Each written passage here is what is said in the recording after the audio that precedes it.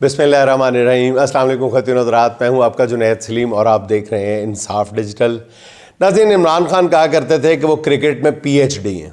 यही वजह है कि क्रिकेट की 250 साल तारीख़ में इमरान खान को चंद कामयाब तरीन कप्तानों में शुमार किया जाता है। और क्रिकेट में इमरान खान का कारनामा सिर्फ ये नहीं है कि उन्होंने वर्ल्ड कप जीता, बल्कि उनका असल कारनामा ये है कि उन्होंने नौजवान खिलाड़ियों पर मुश्तमिल एक नहायत कमज़ोर टीम के साथ दुनिया की बेहतरीन टीमों को शिकस्त देकर यह एजाज़ अपने नाम किया था। मेरे हम असर लोग, जिन लोगों ने इमरान खान को क्रिकेट खेलते हुए और टीम की कप्तानी करते हुए देखा है, वो अच्छी तरह जानते हैं कि इमरान खान उस वक्त सामने आते हैं जब टीम बहरान का शिकार होती है। इमरान खान के जौहर ही उस वक्त खुलते हैं जब उसकी टीम जो है वो किसी क्राइसिस का शिकार हो जाती थी, कभी अपनी बल्लेबाजी से, कभी अपनी बॉलिंग से और कभी बतौर कप्तान अपने बरवक्त फ़ैसलों से और बोल्ड फ़ैसलों से वो टीम को हमेशा नहीं तो ज़्यादातर बहरान से निकालने में कामयाब हो जाते थे। इमरान खान सियासतदान बने तो फिर टीम की जगह अपनी पार्टी के लिए मर्द बहरान बन गए और बार बार इसीलिए वो क्रिकेट की मिसाल देते हैं। लोग, उसके मुखालिफिन जो है वो इस बात से चिढ़ते भी हैं कि सियासत जो है वो खेल का नाम नहीं है, लेकिन इमरान खान ने साबित किया है, बार बार साबित किया कि सियासत में भी वही असूल लागू होते हैं जो क्रिकेट में जीत के लिए ज़रूरी होते हैं। जब भी यूँ लगने लगता है कि तहरीक-ए-इंसाफ अब उठ नहीं पाएगी, इमरान खान की क़ुव्वत अमल ने पार्टी के तन मुर्दा में जान डाल दी है। पिछले आप 2.5 साल 3 साल उठा के देख लें, बल्कि पिछले कई माह साल उठा के देख लें, क्रिकेट के मैदान से सख्त मेहनत की आदत जो है उसने इमरान खान को सियासी मैदान में बहुत फ़ायदा दिया है। उस वक्त इमरान खान सबसे ज़्यादा रियाज़त करने वाला क्रिकेटर था और आज सख्त रियाज़त करने वाला सियासतदान। उसके मुखालफिन हर बार उसके बारे में गलत अंदाज़े लगा बैठते हैं। यहाँ मुझे रमीज़ राजा की बात याद आ जाती है, जिसका अपने कप्तान के बारे में कहना है कि ये शख्स आपको 1000 बार में से 1000 बार गलत साबित करेगा। इमरान खान की पूरी ज़िंदगी पर नज़र डालें, उसने हमेशा नाकामी को कामयाबी की सीढ़ी बनाया। और ये सारी नाज़रीन गुफ्तगू मैं इसलिए कर रहा हूँ कि इमरान खान के आर्मी चीफ़ के नाम पर लिखे गए ख़त पर उसके मुखालिफिन ने तरह तरह के तबसरे किए और हर तबसरे पर मुँह की खानी पड़ी है।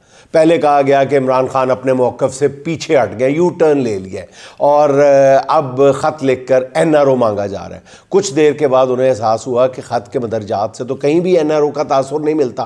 फिर यह बयानिया बनाने की कोशिश की गई कि इमरान खान ने ख़त लिखकर फ़ौज में दरार डालने की कोशिश की है। ये चूरन भी नहीं बिक सका, क्योंकि इमरान खान ने ख़त का आगाज़ ही इन अल्फाज से किया है कि ये फ़ौज भी मेरी है और ये मुल्क भी मेरा है। असल में डिग्गियों में छुपकर मुलाकातें करने वालों को ये किसी तरह भी हज़म नहीं हो पा रहा कि कोई ओपन लेटर लिखे और किसी लगी लिपटी के बग़ैर इस अंदाज में बात करे, और वो भी आर्मी चीफ के साथ। इसलिए अब सिक्योरिटीज़ राय के नाम से ये नया बयानिया लॉन्च किया गया है कि इन्हें तो इमरान खान का ख़त मिला ही नहीं है। सिक्योरिटीज़ राय से ये खबर भी चलवाई गई है कि उन्हें ख़त वसूल करने में कोई दिलचस्पी नहीं है और इमरान खान ये बातें सियासतदानों से करें जाके। लेकिन सवाल ये उठता है फिर कि अगर ख़त वसूल ही नहीं किया गया तो फिर ये कैसे पता चल गया कि इमरान खान ने उसमें क्या बात की है? ये बातें सियासतदानों से करने वाली थी, जब ख़त वसूल ही नहीं किया, आपने सुना ही नहीं है। नाज़रीन, असल बात ये है कि ये ऐसे जो खतूत हैं, जो खुले ख़त जिनको कहा जाता है, ये किसी वो डाक के लिफाफे में बंद करके उसके ऊपर चेपी लगा के उसको बंद करके नहीं भेजा जाता कि ये गली नंबर फ़लाँ और फ़लाँ। ये खुले ख़त इसी अंदाज़ में भेजे जाते हैं और उस पर तबसरा भी अगर ना करना मकसूद हो तो फिर इसी अंदाज़ में किया जाता है। नाज़रीन, फिर एक सवाल ये उठता है जिसका बार बार कल से मुतालबा भी किया जा रहा है कि फ़ौज के पास ISPR का इदारा मौजूद है, वो सिक्योरिटीज़ राय के बग़ैर ख़ुद भी सामने आकर बात कर सकते हैं। और मेरी ज़ाती राय ये है और कई और दूसरे अपने साथियों की तरह कि मेरा ख़्याल है कि इस ख़त के ऊपर ISPR को ऑफिशियल जवाब देना चाहिए था, ये अभी भी देना चाहिए। ख़त वसूल ना होने वाला बयानिया भी चंद घंटों में अपनी मौत आप मर गया। अब एक सहाफ़ी ने, जो नून लीग के बहुत करीबी सहाफ़ी समझे जाते हैं, बल्कि नून लीगी ही समझे जाते हैं, उन्होंने फ़ौज का खुद साख्ता तर्जुमान बन के ट्वीट कर दी है कि लेटर इज़ रिजेक्टेड। मैं सोचता हूँ कि मेरे ये भाई जो हैं ये कहाँ तक आन पहुँचे हैं। अच्छा नाज़रीन, इमरान खान के ख़त पे सबसे दिलचस्प और जानदार तबसरा पीटीआई केपी के अभी जो हाल ही में सदारत संभाली है जुनैद अकबर साहब, उन्होंने किया है। उनका कहना यह है कि मेरे कायद इमरान खान का बहसीयत साबिक वज़ीर आज़म जो फ़र्ज़ था वो उन्होंने ख़त लिख कर पूरा कर दिया। अब किसी को इसे पढ़ने में दिलचस्पी है या नहीं, ये खान साहब के फ़राइज़ में शामिल नहीं है। हकीकत ये है नाज़रीन कि इमरान खान के ख़त ने पाकिस्तान ही नहीं आलमी सतह पर भी एक ज़बरदस्त इर्ताश पैदा कर दिया। इमरान खान ने ख़त तो आर्मी चीफ़ के नाम लिखा है, मगर इस खुले ख़त के मुखातबीन जो है वो मुल्क और मुल्क से बाहर बहुत से बाइख्तियार लोग हैं। यही वजह है कि किराए के भोंपू अब बेबसी में अपने हाथ काट रहे हैं। इस ख़त पर कल होने वाली कोर कमांडर कॉन्फ्रेंस का एलामिया बहुत अहमियत का हामिल है। 2 साल में ग़ालिबन ये पहली कोर कमांडर कॉन्फ्रेंस है जिसके एलामिया में ना इंतशारी टोले का जिक्र है, ना डिजिटल दहशतगर्दी की बात है, ना 9 मई का जिक्र है। ये प्रोफेशनल मामलात पे जारी किया गया प्रोफेशनल एलामिया लगता है, और इस एलामिया से पता चलता है कि ख़त ना सिर्फ मिल चुका है बल्कि इस पर बड़े तहम्मुल से गौर भी किया गया है, और ये एलामिया ही इस बात का सबूत भी नज़र आ रहा है। बाकी भोंपू अपनी नौकरी करते रहे, उससे काफ़िले रुकने वाले नहीं हैं। लगे हाथों नाज़रीन ज़ल्मे खलीलज़ाद की ताज़ा ट्वीट भी सुन लें, जिनका कहना ये है कि इमरान खान को रिहा ना किया गया तो पाकिस्तान के दिवालिया होने का ख़तरा है। बहुत दो टोक अंदाज में उन्होंने ये ट्वीट की है। कभी मैं सोचता हूँ नाज़रीन कि पाकिस्तान से बाहर बैठ के ये शख्स पाकिस्तान के मामलात को किस कदर गहराई से जानता है। अच्छा नाज़रीन, इस्लामाबाद हाई कोर्ट के आज़ाद जज जो हजरात हैं वो पूरी तरह से डट गए हैं। वो एक तरह से कहना चाहिए कि सीना तान के सामने आ गए, जिन्होंने हक तलफी के ख़िलाफ़ एहतजाजन मुस्ताफ़ी होने की बजाय बड़ी अदालती लड़ाई का आगाज़ करते हुए अपने ही चीफ़ जस्टिस के फ़ैसले के ख़िलाफ़ अपील कर दी है। जस्टिस मोहसिन अख्तर कैनी समेत 5 जजेस ने चीफ जस्टिस आमिर फ़ारूक की मंजूरी से जारी इस्लामाबाद हाई कोर्ट के जजेस की सीनियरिटी लिस्ट के ख़िलाफ़ representation chief justice Islamabad high court एक टर्म है जो बोली जाती है कानूनी हलकों में कि रिप्रेजेंटेशन बना के chief justice Islamabad high court Aamir Farooq साहब को भिजवा दी है। चीफ जस्टिस पाकिस्तान याहिया अफरीदी को भी जजेस रिप्रेजेंटेशन की कॉपी भिजवाई गई है, जिसमें यह नुक्ता उठाया गया है कि जजेस जिस हाई कोर्ट में तैनात होते हैं उसी हाई कोर्ट के लिए पहले हल्फ उठाते हैं, और हमने इसका जिक्र भी गालिबन 3-4 रोज़ पहले अपने वीलॉग में किया था। आयन की मंशा ये है कि दूसरी हाई कोर्ट में ट्रांसफ़र होने पर जज को नया हल्फ उठाना पड़ता है, और दूसरी हाई कोर्ट में ट्रांसफ़र होने वाले जज की सीनियरिटी जो है वो नए हल्फ के मुताबिक तय की जाती है। इस्लामाबाद हाई कोर्ट के 5 जजेस ने चीफ जस्टिस पाकिस्तान याहिया अफरीदी से इस्लामाबाद हाई कोर्ट के नए जजेस की सीनियरिटी का मामला तय होने तक जुडिशल कमीशन का इजलास मुलतवी करने की दरख्वास्त भी कर दी है। अदालती ज़राए के मुताबिक जस्टिस मियाँ गुल हसन औरंगज़ेब और जस्टिस अरबाब मोहम्मद ताहिर भी अलग से चीफ जस्टिस आमिर फ़ारूक को सीनियरिटी लिस्ट के ख़िलाफ़ intra court departmental representation file करेंगे। अब ज़राए का ये कहना है कि जजेस जिस तरह डट गए हैं, खुले अंदाज में डट गए हैं, उसके बाद अदालती महाज से आने वाले दिनों में मज़ीद सरप्राइज़ देखने में मिलेंगे। एक बात नाज़रीन तय है कि अगर जजेस मैदान अमल में निकल आए और उन्होंने बार एसोसिएशंस में ख़िताब करना शुरू कर दिया तो फिर नया अदालती भूचाल आ सकता है। इस मामले में वकला की जो ज़्यादातर सीनियर क़यादत है वो कॉम्प्रोमाइज़ नज़र आ रही है। अलबत्ता यंग लॉयर्स जो हैं वो बहुत गुस्से में नज़र आ रहे हैं, जो हुक्मरानों के लिए ज़मीन गर्म कर सकते हैं। अब इस तमाम सूरत हाल में नाज़रीन चीफ जस्टिस याहिया अफरीदी का किरदार नहायत अहमियत इख्तियार कर गया। 2 रोज़ कबल वो सहाफ़ियों के साथ गुफ्तगू करते हुए कह चुके हैं कि हाई कोर्ट के जजेस की सीनियरिटी पर वो अपना अलग मौक़िफ़ रखते हैं, और जब ये मामला उनके सामने आएगा तब उसे वो देखेंगे। ये मामला तो उनके सामने आएगा ही नहीं, क्योंकि ये तो सीधा सीधा आईनी बेंच के पास जाएगा। चीफ जस्टिस अगर इस मामले में वाकई कुछ करना चाहते हैं तो नए जजेस की सीनियरिटी को गैर आइनी समझते हैं वाकई, तो इन्हें 10 फरवरी का तलब किया गया जुडिशल कमीशन का इजलास जो है वो इस मामले के आइनी हल तक मेरी ज़ाती राय है वाकई मुलतवी कर देना चाहिए। अगर उन्होंने ऐसा नहीं किया तो फिर अदलिया की आज़ादी की जो हल्की सी उम्मीद बची है वो भी बिलाखिर दम तोड़ देगी। अच्छा नाज़रीन, इस्लामाबाद हाई कोर्ट के मुतवक्को चीफ जस्टिस सरफराज डोगर से मुतालिक मारूफ कानूनदान अज़हर सदीक साहब ने एक अजीब इंकशाफ किया है।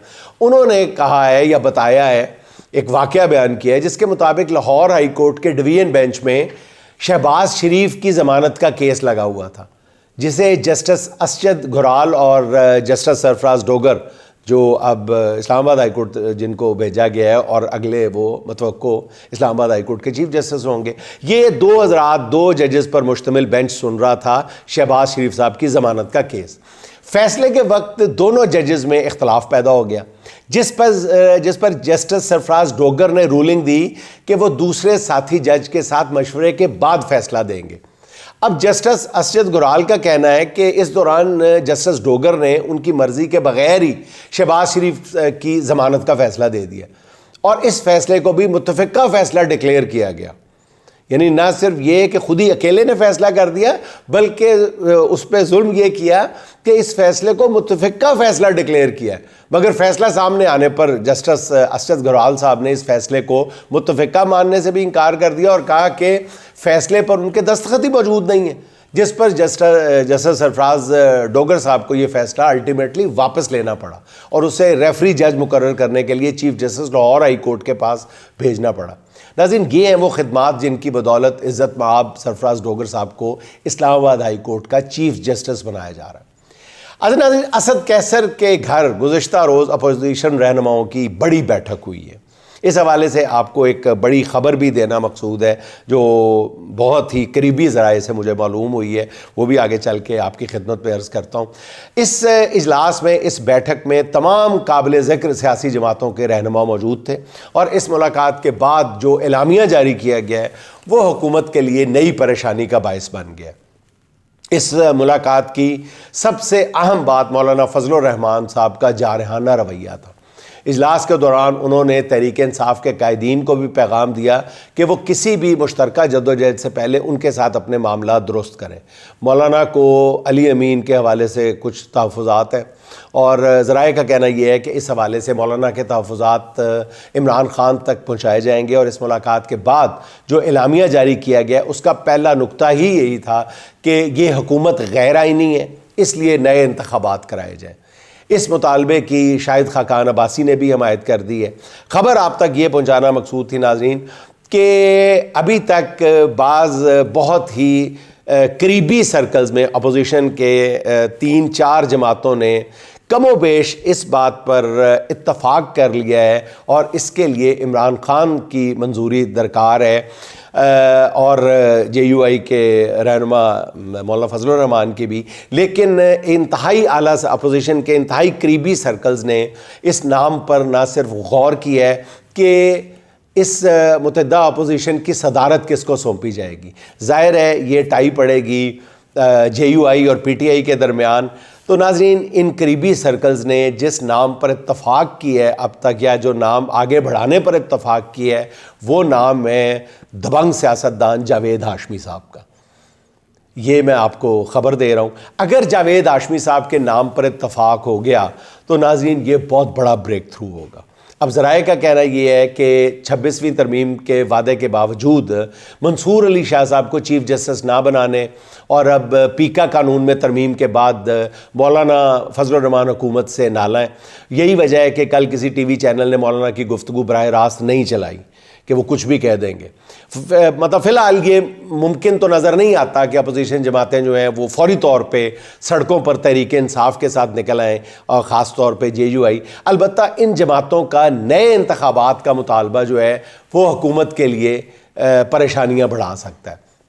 अच्छा नाज़रीन, ख़बर है कि पंजाब के नून लीगी वज़रा ने अपनी सिक्योरिटी बढ़ाने का मुतालबा किया है। नाज़रीन, ये बिल्कुल जायज़ मुतालबा है और मैं इस मुतालबे की पुरज़ोर हमायत करता हूँ। अब आप हैरान हो रहे होंगे कि मुझ जैसा बंदा इस मुतालबे की हमायत कैसे कर सकता है। तो अर्ज़ है कि मुझे इस मुतालबे के बाद फ़ौरी तौर पे कई साल पहले की एक बात याद आ जाती है। 1985 में प्रोफेसर लजपाल सियाल ने मुल्तान से कौमी असम्बली के इलेक्शन में हिस्सा लिया था। उन्हें सिर्फ 3 वोट मिले थे। तब उन्होंने हुकूमत से उसके इलेक्शन के फ़ौरन बाद सिक्योरिटी का मुतालबा किया। तो उस वक्त के SSP मुल्तान ने उनको समझाते हुए कहा कि आपको सिर्फ 3 वोट मिले हैं, फिर आपको सिक्योरिटी हम कैसे दे सकते हैं। तो इस पर प्रोफेसर लजपाल सियाल साहब ने कहा कि जिस शहर में मेरे इतने लोग मुखालिफ हैं तो मुझे सबसे ज़्यादा सिक्योरिटी चाहिए। तो हुजूर वाला इस वक्त इसलिए मैं नून लीग की वज़रा के इस मुतालबे की हमायत कर रहा हूँ। नाज़रीन, आखिर में चलते चलते अहमद फराज मरहूम के चंद शेर सुन ले हैं, तो ये गैर सियासी, लेकिन अगर आप इसको सियासत पर मुंतबिक करना चाहते हैं तो आपकी मर्ज़ी। हम ख्वाबों के व्यापारी थे पर इसमें हुआ नुकसान बड़ा, हम ख्वाबों के व्यापारी थे पर इसमें हुआ नुकसान बड़ा। कुछ वक्त में ढेरों कालक थी, कुछ अब के गज़ब का काल पड़ा। राख लिए झोली में और सर पे साहूकार खड़ा। जब बस्ती सहरा सहरा थी, हम दरिया दरिया रोए थे। जब हाथ की रेखाएं चुप थीं और सुर संगीत में खोए थे, तब हमने जीवन खेती में कुछ ख्वाब अनोखे बोए थे। जब फसल कटी तो क्या देखा, कुछ ज़ख्मी ख्वाब थे आँखों में। जब फसल कटी तो क्या देखा, कुछ ज़ख्मी ख्वाब थे आँखों में। कुछ दर्द के टूटे गजरे थे, हम ख्वाबों के व्यापारी थे पर इसमें हुआ नुकसान बड़ा। नाज़रीन, खुश रहें, खुश रखें। आपसे मुलाकात होगी इंशाअल्लाह अगले व्लॉग में। अल्लाह हाफ़िज़।